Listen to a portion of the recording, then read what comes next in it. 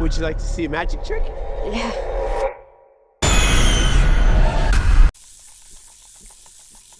The Black Phone. Denver, Colorado, 1978. Kids and parents are gathered for a Little League baseball game. Finney Blake is pitching, with his sister Gwen chewing him on.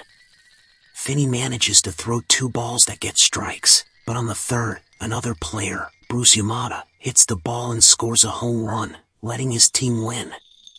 Despite the loss, Bruce commends Finney for his arm. Bruce is later seen riding his bike around town, greeting some girls from school along the way. Then a black van pulls up in front of Bruce, and he stops in his tracks. Finney and Gwen live with their father, an abusive alcoholic still mourning the loss of his wife and the kid's mother after she committed suicide. As the siblings start walking to school, they see a crowd of kids gathered as the school bully Moose is antagonizing another kid named Robin Arellano. To everyone's surprise, Robin is skilled at fighting and dominates Moose, beating his face to a bloody pulp. Finney and Gwen keep walking, with Gwen mentioning a local kidnapped known only as the Grabber, since they have learned that Bruce has gone missing.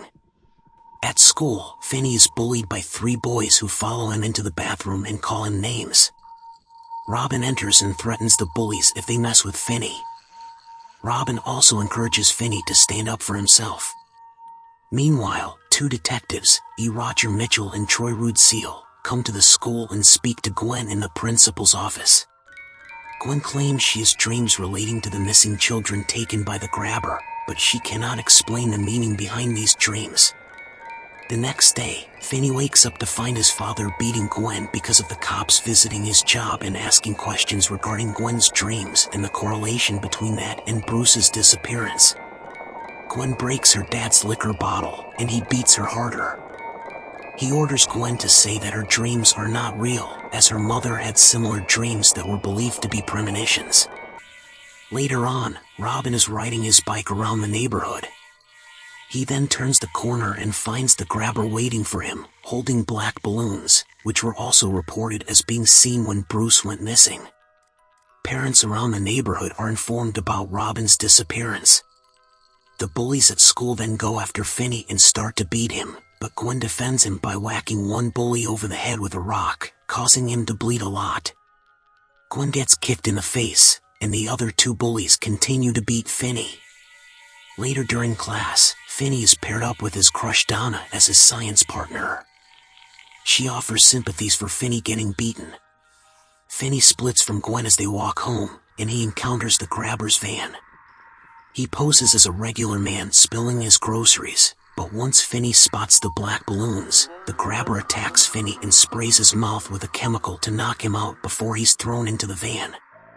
Gwen and other kids from school soon learn that Finney is missing. The Grabber brings Finney to his basement and keeps him prisoner. There's only one window, but no way for anyone to hear him if he screams. The Grabber taunts Finney but assures him he's special. On the wall is a black phone that is disconnected, which the Grabber claims to have heard ringing before. Later, the phone rings again, and Finney answers it. He hears the voice of Bruce, who notes Finney's arm in baseball, calling it Mint. However, Bruce doesn't remember his own name or what he did when he was alive. Bruce gives Finney a tip about a space in the floor where he can move a tile and begin digging. Finney spends his time digging and flushing the dirt down the toilet. Gwen has a dream where she sees a flashback of Bruce's life from childhood and his developing interest in baseball. Mr. Blake talks to Gwen, saying that her mother would talk about having dreams that are visions just like Gwen does, and he thinks this drove her to commit suicide, so he wants to prevent Gwen from falling down the same path. The Grabber brings Finney eggs and a Sprite, assuring him the food is clean. He also leaves the door unlocked, but as Finney walks toward it, he hears the phone ringing again, and he hears the voice of a local paperboy named Billy, Jacob Moran. While talking to Finney, his ghost appears next to him, his face having been slashed by the Grabber. Billy tells Finney that the unlocked door is a trap, and the Grabber will be waiting upstairs for him with a knife. Billy mentions a cable he left in a crack under the wall. Finney grabs a rolled-up mat and slides the cable up to the window bars and attempts to climb his way out, but but his weight causes the bars to get pulled off, leaving him with no way to get back up. Another flashback/dream shows Billy's life as a paperboy, delivering with his dog before the grabber got him. The detectives go around the neighborhood and speak to a man named Max, who is doing his own investigation into the missing kids. He tells the detectives that he is staying with his brother for the time being. Meanwhile, Gwen tries to take whatever info she can from her dreams to try and find her brother. The grabber asks Finney his name, but when he lies about it, he throws Finney a newspaper showing the news of his disappearance. When he leaves, the phone rings again, and Finney speaks to a boy named Griffin. His ghost appears floating beside Finney, and Griffin tells him about a lock combination that he had written down. This is part of a game the grabber likes to play with his victims called Naughty Boy. Finney finds the numbers, but Griffin cannot remember the exact combo.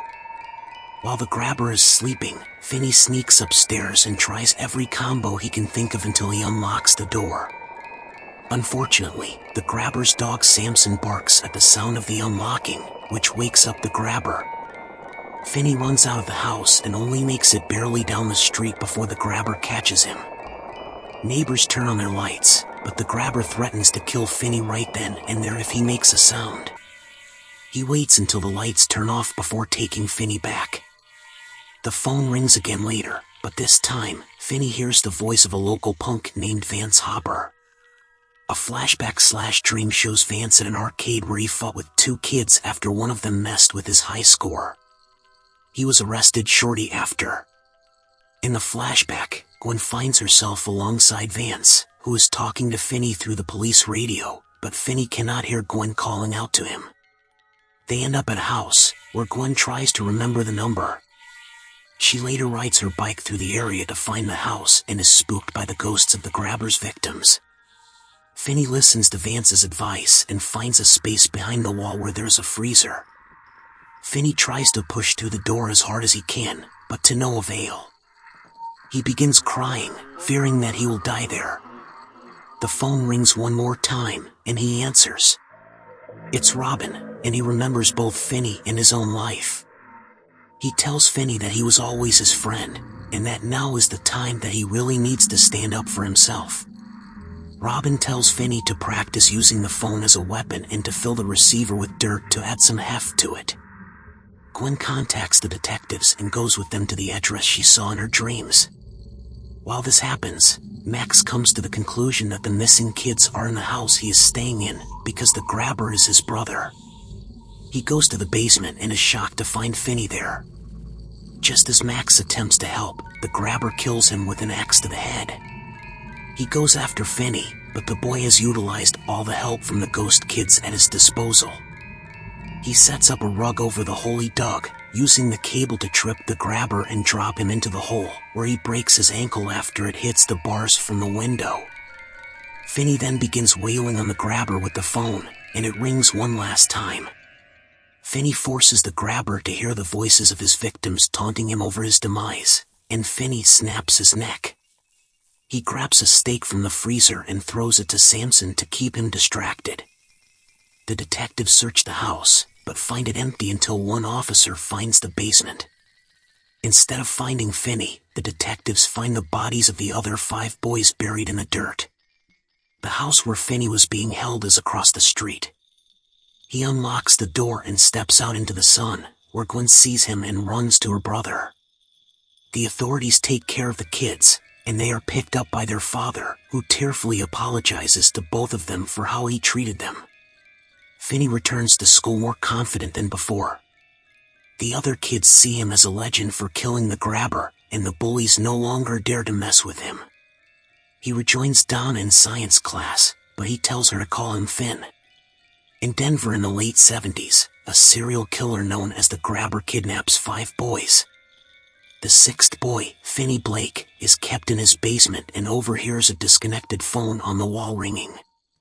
He hears the voices of the grabber's victims, all of whom give him tips on how to survive and escape.